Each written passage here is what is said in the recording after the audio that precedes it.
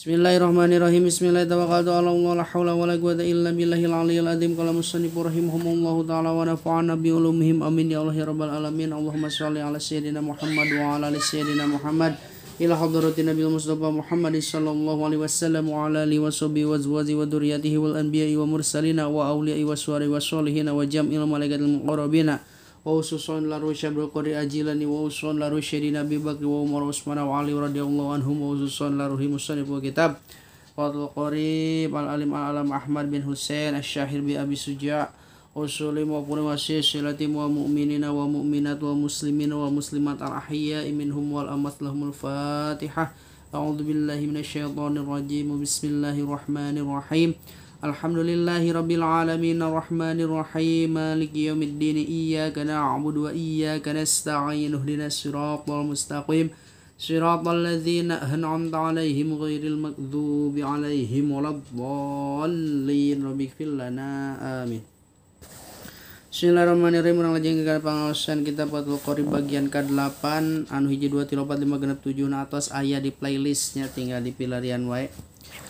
Paslan takdiruhu ra'aitu paslan ra'aitu ningali kuring paslan kana ieu pasal isti'mali alati siwaki anu tetep dina mertelakeun makena alat siwak alat paranti nyusur siwak teh wa huwa jeung ari ieu nyiwak teh min sunanil wudu'i eta tetep tina sawarehna pirang-pirang pasunatan wudu wa yutlaku jeung dimutlakeun naon asiwaku ieu siwak aidon kalawan nya kitu deui alama netepan kana perkara yustaku anu dipake nyiwak naon bihi ieu ma min arokin tina buktina kayu arok wa nahwihi jeung liana kayu arok. Jadi siwak teh mutlak nama biasa nama geus dikanyahokeun anu sok dipake nyiwak teh nyata kayu arok anu sok didatangkeun teh ti Arab Saudi lamun anu tos munggah haji atau umroh sok seueur nyanak siwak kayu arok anu bodas teh nih. Wasiwaku jeung ari siwak jeung ari nyiwak teh mustahabun eta anu disunatkeun pikulli halin dina setiap tingkah dina saban-saban tingkah. Wala yukrahu jeung teu dimakruhkeun naon tanziha ngosongkeunana ieu nyiwak illa ba'da zawali angnya dina sabada lingsir panon poe liso imi pikeun jalma anu puasa. Jadi pikeun jalma anu puasa mah nyiwak dina sabada lingsir panon poe teh makruh. Pardon eta mane puasa fardu au naplan atawa puasa sunat puasana mah. Jadi lamun ti pagi nepikeun ka memeh lohor nyiwak atawa nyikat gigi teu nanaon, tetapi lamun geus lohor ka maghribkeun kitu memeh buka puasa eta makruh hukumna nyiwak atawa gosok gigi. Nek so puasa pardon atau pardon aplan atawa sunat watazulu jeung leungit naon al karohatu itu makruhna bi ghurubis samsi kusabab surupna panon poe. Tah lamun geus surup panon poe tegasna geus asup waktu maghrib makruh nanti jadi leungit deui. Waqtaro jeung geus milih saha Nawawi Imam Nawawi atau Syekh Nawawi ada mukarohati kana henteuna makruh mutlakon kalawan mutlak. Wa huwa jeung ari ieu nyiwak siwaku tegasna ari ieu nyiwak teh fisala sati mawadi'a eta tetep dina tilu pirang-pirang tempat. Asyadu eta anu leuwih naonana istihbaban disunatkeunana min ghairiha tina liana ieu salas aduha risalah sayjina ieu salas teh ing data ghayrul fami eta dina nalika barobahna cangkem min azamin tina cicing. Bila diucapkeun Naon huwa ari ieu azam teh sukutun eta cicing towilun anu lila. Azamin teh cicing anu lila. Wakila jeung diucapkeun balem anu lila. Wakila jeung diucapkeun naon huwa ieu nyiwa ieu azam teh tarkul akli eta ninggalkeunana barang dahar. Wa inna maqala jadi lamun geus cangkem cicing balem wae lila kitu anu lila cicing anu lila tah lamun nyiwak eta sunat. Wa inna maqala atawa pere barang dahar teu barang dahar puasa misalkeun nyiwak sunat gitu.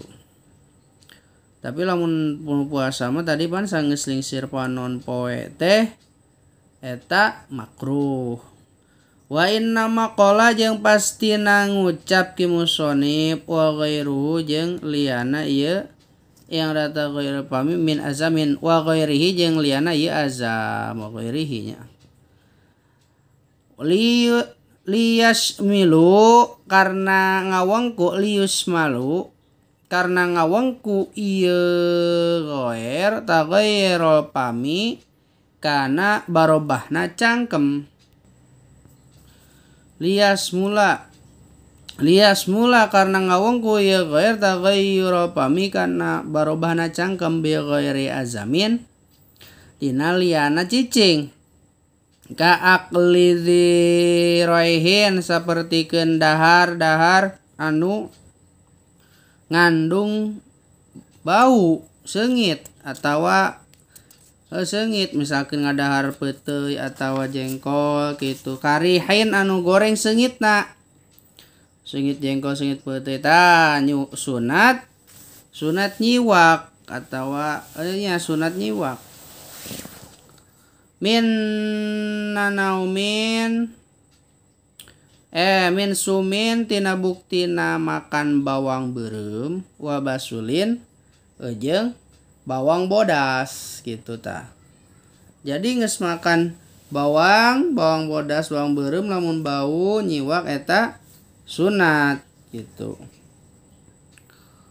Wa ghairihi ma jeung liana ieu sumin jeung basol. Wasani jeung ari anu kaduana ingda qiyami eta dina nalika hudang dina nalika nangtung ayal istiqoti tegasna nalika hudang minanaumi tina sare.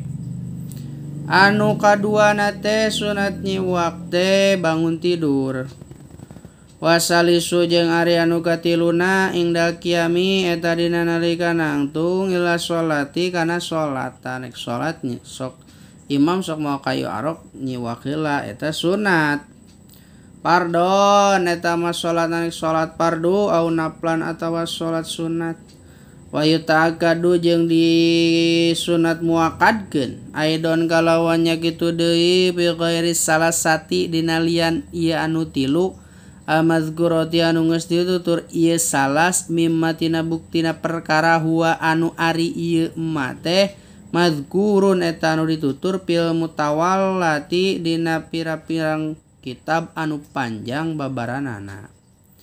Jadi sunatna sunatna nyiwak teh selain dina ieu ge dibahas dina pirang-pirang kitab anu panjang babaranana seueur cenah. Anu leuwih disunat nyiwak ka qiraatil Qur'ani sapertikeun maca Quran gitu nyiwak heula. Wasfirolil asnani atawa dina nalika konengna pirang-pirang huntu gitu.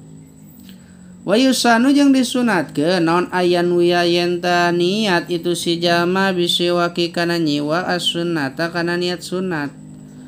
Wa ayastaka jeung kudu nyusut ieu si jalma nyusur atawa nyiwak ieu si jalma biaminihi kuleungeun katuhuna itu si jalma. Jadi nyiwakna teh kuleungeun katuhu dipegangna teh wa yabda'u jeung ngamimitian itu si jalma bil janibil aymani kalawan gigir-gigir anu belah katuhu min pamihi tina mulutna itu si jalma tina paham nanti belah katuh heula masukkeun ku pegang kayak arokna ku tangan kanan masukkeun ka mulut anu sisi belah kanan heula belah katuhu wa namarrohu jeung ngaliwatkeun itu si jalma kana itu nyiwak ala saqbi khalqihi kana langit-langit lak-lakanana itu si jalma imroron kalawan ngaliwat latifan anu alus anu alon gitu wala karasi adrosihi jeung gugusina si jalma pirang-pirang gugusina itu si jalma jeung pirang-pirang gugusi carehamna itu si jalma gitu gugusi careham paslah sakitulanya wallahu a'lam bissawab.